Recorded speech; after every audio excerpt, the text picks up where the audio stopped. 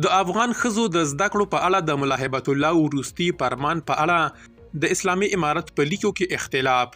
درنو لیدونکو ستړي مه شئ. د ښځو د زده کړو په اړه د ملا هیبت الله د وروستي فرمان په تړاو د پراخو ټولیزو بحثونو په ترڅ کې د اسلامي امارت ګڼ شمېر مبلغان د خپل امیر المؤمنین له ملاتړ کولو څخه عاجزه ښکاري. ځینې یې چوپ په خوله پاتې شوي، خو یو شمېر نورو بیا ښکاره مخالفت ته مخه کړې ده.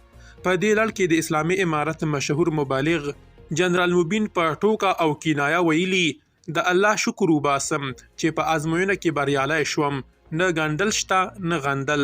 په بله استوزه کې یې د اسلامي امارت پلویان ننګولي دي چې ولې د خپل امیر المؤمنین فرمان ته په چوپتیا ځواب ورکوي. هغه لیکلي د ایکس ښاغلو مبارزانو ناسوار مو پرې اچولي، ګنډل پیل کړئ، مړه سخته خاشه مو پرې اچولې. جنرال مبین د ښځو د زده کړو د ملاتړ لپاره د افغان کرکټ لوبغاړو له زړونو څخه هم ملاتړ کړی او په تازه ځل کې لیکلي د دین ټیکاداران سخت غوسه دي چې راشد خان ولې د قرآن آیات خپور کړی، دا خو یې لوی جرم کړی. تاسو وګړي دین ته رابولئ که له دین څخه یې شړئ. خبردار، د الله دین د چا جاگیر نه دی. له بلې خوا د اسلامي امارت بل مبالغ ملا حماسي په خپله تازه وینا کې ویلي چې د خواله رسنیو بحثونه څاري او دا یې لیدلي چې د اسلامي امارت سختو ویناوو او د وګړو سپکاوي پر ولس ناوړه اغیز کړی دی. هغه ډېروي چې دا ډول چلن وګړي له دین او واکمنۍ څخه زړه توري کړي دي.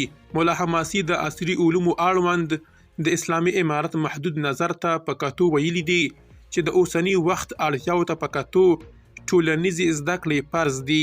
همدارنګه پروفیسر فیض محمد چې د کابل پوهنتون ښوونکی هم دی د اسلامي امارت د وروستي فرمان په اړه یې په خپل ایکس کې یو شعر خپور کړی چې پکې د فرمان پایلې د خپل ولس د پرمختګ له مخنیوي سره تشبیه کړي دي.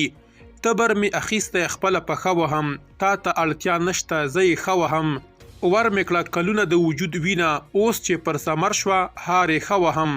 د اسلامي امارت بل مبلغ سکندر بیا د نارینه ډاکټرانو اړوند د پردې او محرومیت په اړه د یو ډاکټر د ناسم چلن بیلګه ورکړې.